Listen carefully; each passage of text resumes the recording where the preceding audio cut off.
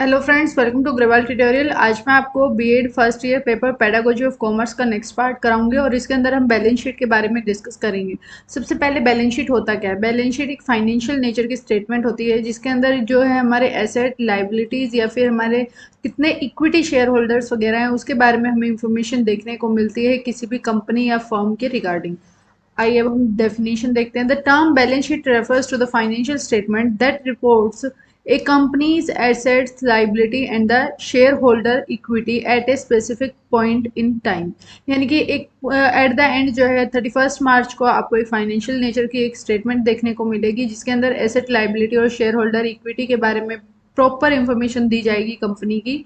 उसको हम balance sheet कहते हैं। बैलेंस शीट जो होता है वो हेल्प करती है हमें कि जो रेट ऑफ रिटर्न है, जो इन्वेस्टर्स हैं हमारे, उनको जो रेट ऑफ रिटर्न देना है वो कितना परसेंट देना है उसको कंप्यूट करने में मदद करती है। एंड इवेल्युएटिंग है कंपनीज कैपिटल स्ट्रक्चर, और कंपनी का जो कैपिटल स्ट्रक्चर है ना उसको बनाने के लिए, उसका एंड इवेल्युएशन निकालने के लिए ये हमें मदद करती है। बैलेंस शीट जो है एक फाइनेंशियल नेचर की स्टेटमेंट होती है जो कि प्रोवाइड करती है snapshot of what A company ons और ऑयल, यानी कि क्या कंपनी के पास है और क्या कंपनी ने कहीं से लिया है, उधार पे लिया है या फिर किसी से रेंट वगैरह पे ले रखा है, या as well as the amount of invested by the share holder, और जो शेयर होल्डर हैं कंपनी के उन्होंने कितना अमाउंट इन्वेस्ट किया है। ये सारी चीजें जो है बैलेंस शीट के अंदर हमें देखने को मिलती हैं। Balance sheet can be used with other important financial statement. Balance sheet को जो है दूसरी जो हमारी फाइनेंशियल नेचर की कोई स्टेटमेंट है उनके साथ यूज किया जा सकता है टू कंडक्ट फंडामेंटल एनालिसिस और calculate the financial ratio.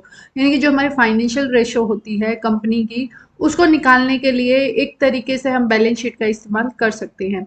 Component क्या होते हैं बैलेंस शीट के? तो बैलेंस शीट के अंदर तीन कंपोनेंट होते हैं। एक एसेट होता है हमारा, एक लाइबिलिटीज होती है और एक होता है हमारा शेयर होल्डर इक्विटी।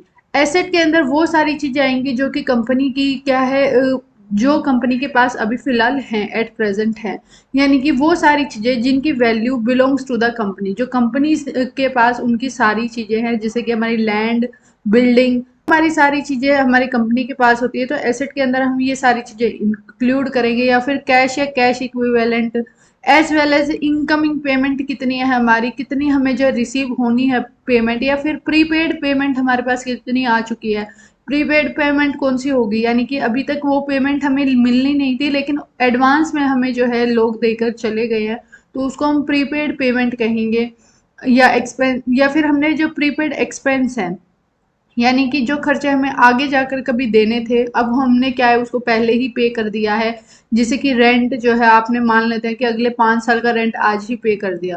तो ऐसी सारी चीजें जो है हम एसेट के अंदर इंक्लूड करेंगे। Asset also include long term asset, long term asset भी इंक्लूड होंगे, जैसे कि रियल स्टेट या फैक्ट्री मशीनरी वगैरह, यानी कि हमारे पास कितनी जमीन है, कितनी लैंड है, कितनी हमारे पास जो है मशीनरीज वगैरह, वो सारी चीजें भी इसके अंदर इंक्लूड होंगी। नेक्स्ट होता है लाइबिलिटीज। लाइबिलिटीज के अंदर वो सारी चीजें आएंगी जो कि हमें वो सारे खर्चे जो हमें बाहर आउटसाइडर को देने हैं, यानी कि जो भी चीजें, जो भी एक्सपेंस जो कि हमें बिजनेस को चलाने के लिए, डे टू डे चलाने के लिए हमें जितने भी खर्चे चाहिए होते हैं वो सारी हमारी लाइबिलिटीज होती हैं।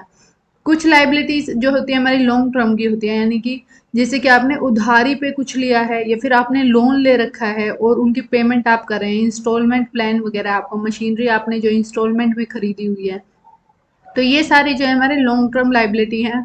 शॉर्ट टर्म लाइबिलिटीज जो होती हैं वो जैसे कि एम्प्लॉयज़ की salary, money is owed to the vendors for the service और द रॉ मटेरियल, यानी कि जो नॉर्मल नॉर्मल से खर्चे हैं या फिर आपने रेंट वगैरह पे कुछ चीज़ ले रखी है, तो ये सारी चीज़ें हमारी शॉर्ट टर्म लाइबिलिटीज़ के अंदर इंक्लूड की जाएंगी।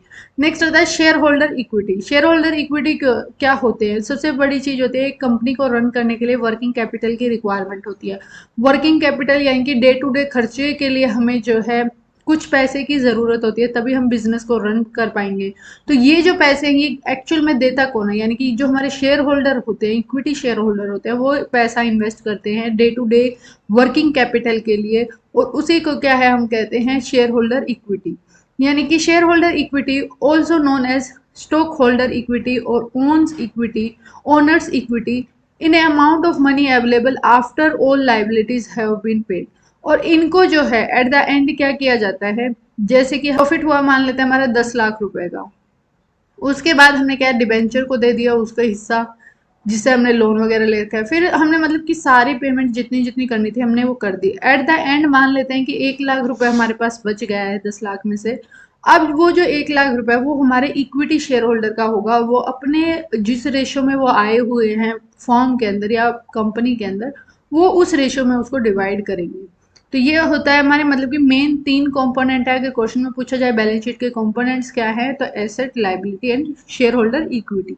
नेक्स्ट आता है टाइप ऑफ बैलेंस शीट के अंदर क्या आता है, कंपैरेटिव बैलेंस शीट होती है, वर्टिकल बैलेंस शीट होती है। कंपैरेटिव बैलेंस शीट क्या होती है कि हम क्या करेंगे, साइड बाय साइड जो है, जैसे कि पीछे के 3 साल की बैलेंस शीट लेंगे और उसको क्या मैच करते हुए चलेंगे कि हमारा कितना प्रॉफिट हो रहा है, कितना हमारा लॉस हो रहा है, तो उसको हम कंपैरेटिव बैलेंस शीट कहते हैं।